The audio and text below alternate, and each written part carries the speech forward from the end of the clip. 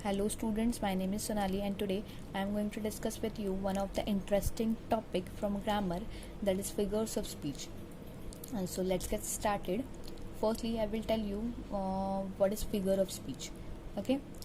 एक एग्जाम्पल ले लो. बहुत बार हम शादियों में चले जाते हैं, किसी पार्टी में जाते हैं, क्या करते हैं, मोस्ट प्रोबेबली विमेंस को देखो क्या करेंगी, lots of makeup, fancy clothes and what not. ये सब क्यों किया जाएगा? Just to look attractive, just to look presentable.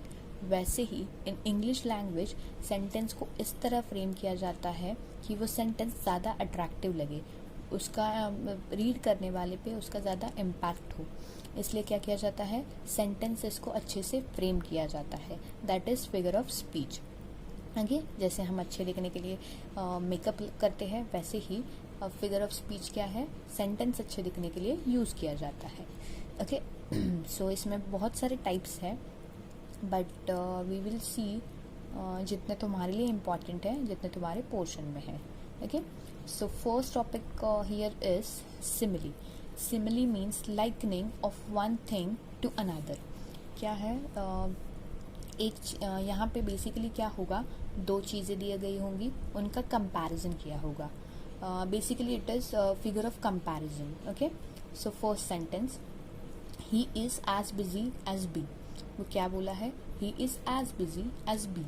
वो कैसा है, बिजी है, बी की तरह बिजी है, अपने काम में वो बी की तरह बिजी है. वो एक्चुअली में बी है नहीं, बट उसका कंपैरिजन किससे किया है, बिजी बी से किया गया है. Okay, they fought like cats and dogs. वो क्या करते हैं, झगड़ते रहते हैं. कैसे, कैट्स एंड डॉग्स की तरह. एक्चुअली में कैट एंड डॉग वो नहीं है, पर उनको किससे कंपेयर किया गया है, कैट एंड डॉग से. Seema is as thin as a rake. Seema क्या है, बहुत थिन है, किस तरह, like a rake. My heart is like an open highway. Actually में हाईवे है, नो नॉट एट ऑल, पर क्या किया है, हार्ट को कंपेयर किया है like an open highway. As blind as a bat. Blind है किस तरह, बैट की तरह. तो यहाँ पे if you can see, as, like, as ये वर्ड्स यूज किए हैं to compare one thing with another one.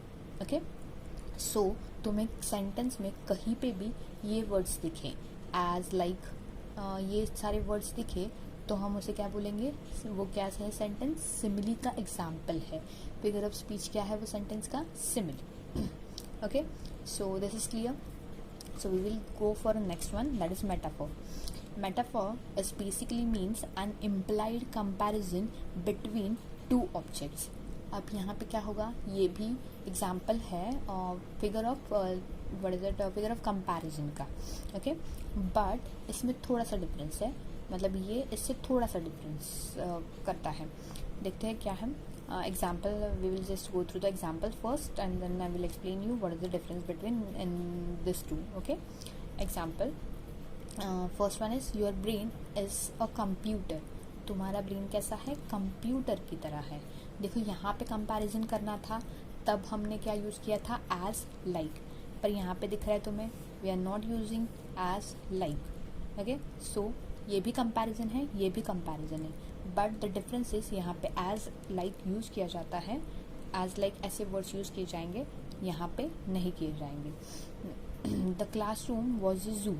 Actually में जू है क्लासरूम नहीं, पर क्लासरूम को कंपेयर किया है जू से. Okay, he is a shining star. Actually shining star है, नॉट एट ऑल, उसको किससे कंपेयर किया है, शाइनिंग स्टार से. Life is a roller coaster. Life कैसी है, रोलर कोस्टर है. एक्चुअली में रोलर कोस्टर है, नॉट एट ऑल, पर किससे कंपेयर किया है, लाइफ को रोलर कोस्टर से कंपेयर किया गया है, मतलब उसकी तरह, रोलर कोस्टर की तरह हमारी लाइफ है. The sun is a golden ball. Sun कैसे दिख रहा है, गोल्डन बॉल की तरह. एक्चुअली में गोल्डन बॉल है नहीं.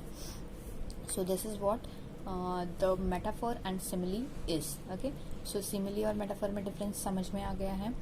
सिमिली में क्या होगा, most normally like and as का यूज़ किया जाएगा, बट मेटाफर में ऐसा कुछ नहीं है, कंपैरिजन ही है, बट एज एंड लाइक का यूज़